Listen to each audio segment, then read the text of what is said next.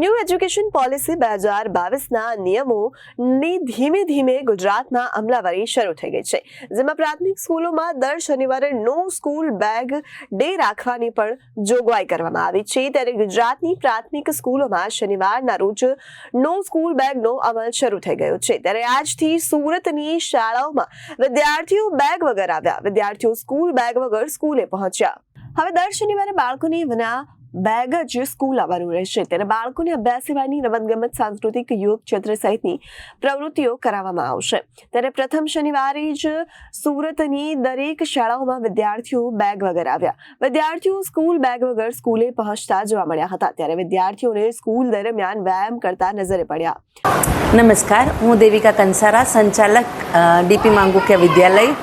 સરકારના નિયમને, સરકારની નવી શિક્ષણ નીતિના નિયમ પ્રમાણે વિદ્યાર્થીઓને આજે બેગલેસ ડેનો પહેલો શનિવાર હતો અને વિદ્યાર્થીઓ ખરેખર ખૂબ ઉત્સાહમાં હતા, કારણ કે મોબાઈલના યુગમાં બાળકો પોતાની શારીરિક રમતોને ભૂલી ગયા છે।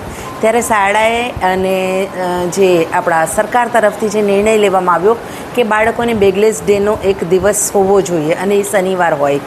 બાળકોને આમ તો શનિવારે ઘણા બધા પીરિયડ ફ્રી કે પીટીના કે એવી રીતે જ ગોઠવવામાં આવતા હોય છે કે જેમાં બાળક ખૂબ સુંદર રીતે પોતાનો દિવસ પસાર કરી શકે અને નવી રમતો શીખી શકે અને વિદ્યાર્થીઓને ટીચર વચ્ચેનો એક જે બ્રિજ છે એ ખૂબ સુંદર રીતે આગળ વધી શકે।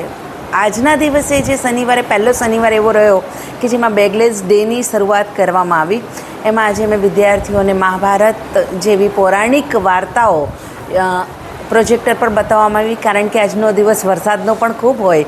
બાળકોને અગર વરસાદમાં રમાડીશું તો પણ એ બીમાર પડે એવું પણ થઈ શકે, એટલે રમતો જેટલી વરસાદ ન હતો ત્યાં સુધી રમાડી, પણ ત્યારબાદ શાળામાં મેથ્સમાં પણ આપણને બોર્ડ પર રમતો રમી શકે છે। ગણિતના વિષયમાં એવી રમતો પણ રમાડી બાળકોને પૌરાણિક જે આપણી કથા છે, રામાયણ, મહાભારત, આવી કથાઓ પણ આપણે પ્રોજેક્ટર પર બતાવવામાં આવી। તો સાથે વિદ્યાર્થીઓને એવા કોયડાઓ કે જે ભૂલી ગયા હતા, જે ગૂંથાયેલા કોયડાઓ હોય, જે બાળકોને યાદ નહીં હોય, એ પણ રમત આજે શાળામાં કરાવવામાં આવી અને એના કારણે બાળકોમાં ખૂબ બધો ઉત્સાહ આવી ગયો। એટલે જેટલા શાળામાં શનિવારે વિદ્યાર્થીઓ એબ્સન્સ રહેતા હતા ને, એની જગ્યાએ શાળામાં વિદ્યાર્થીઓની પ્રેઝન્સ વધારે બોલશે એવું હું માનું છું અને એના માટે ગુજરાત સરકારનો પણ ખૂબ ખૂબ આભાર કે જેણે બાળકના વિકાસ માટે આ મહત્ત્વનો નિર્ણય લીધો।